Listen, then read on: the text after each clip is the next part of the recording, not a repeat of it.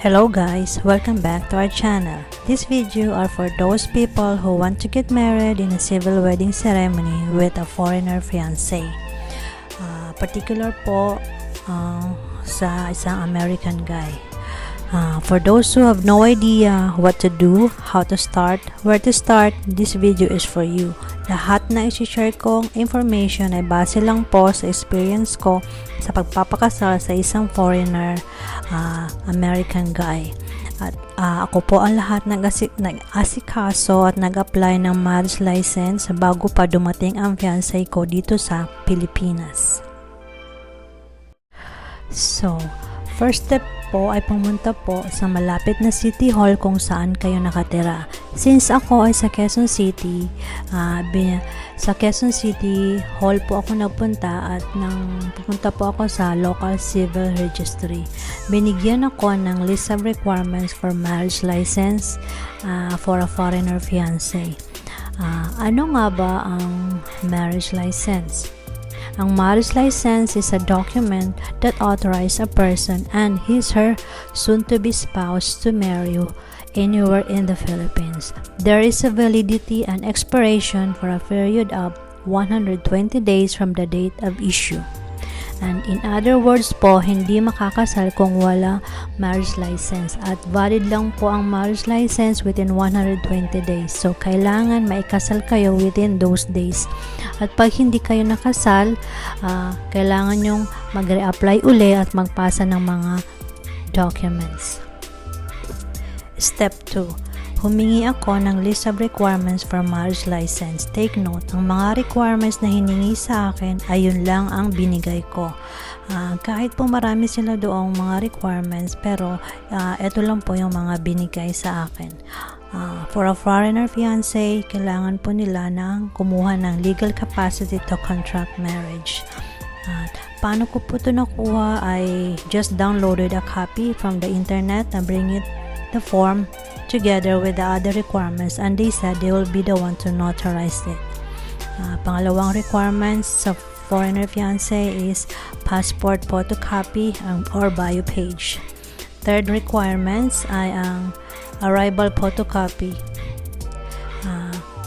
Next is picture po ng 2x2. And next is the Senomar PSA copy.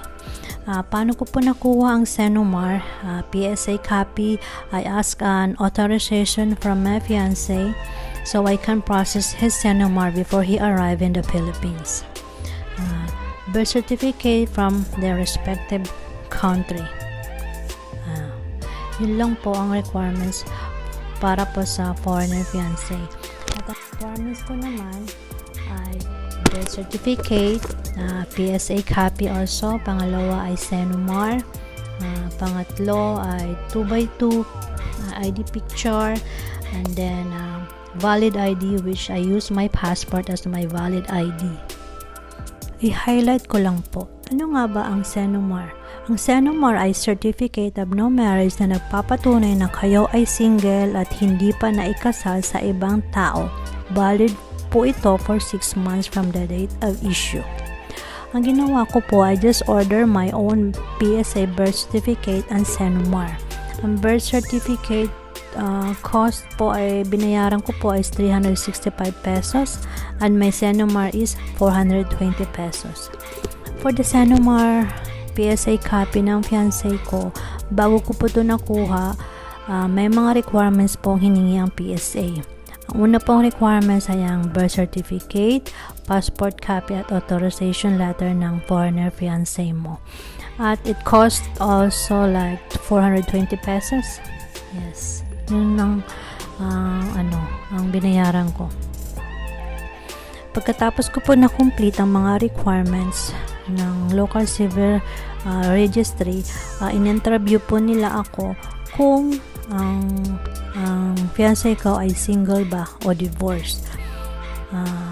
Tinanong po nila ako kasi pag divorce po ang fiancé nyo, kailangan po niya ng divorce decree, pero hindi po siya applicable sa amin kasi yung requirements, yung fiancé ko po ay single naman at hindi po siya nakapag-asawa. Wala po siyang asawa. Disclaimer, above all the requirements na na-mention ko ay yun lang po hiningi sa amin ng local municipality dito po sa Quezon City Hall, kung saan po kami nag-apply ng MADS license.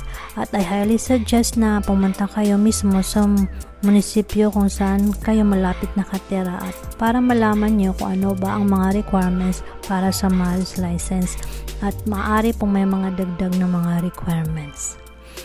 At pag na-kumpleto na po lahat ng requirements ay pwede ka na mag-apply ng marriage license. At dagdag ko rin po, kailangan nyo po mag-provide ng 2 sponsors o witness para po sa civil wedding day.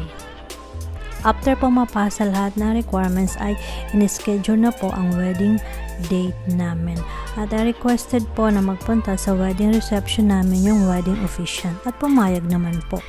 At after magbayad, all set na. Nagantay na lang kami ng civil wedding day. Guys, ang civil wedding day ko ay DIY. So lahat po ay on budget. Pero kahit po ganon ay ginawa ko rin quality at memorable yung civil wedding day namin. Pagkatapos pa ng wedding day namin ay in-advise kami na after 1 week pumunta sa City Hall para kumuha ng certified true copy of marriage contract. After that, nagantay na naman ng 1 month for PSA transmittal para po makuha ang PSA copy ng marriage certificate. So, that's all guys for today's vlog. So, guys, kung may mga tanong at may mga tutunan kayo, mag-comment lang kayo below. Hanggang dito na lang.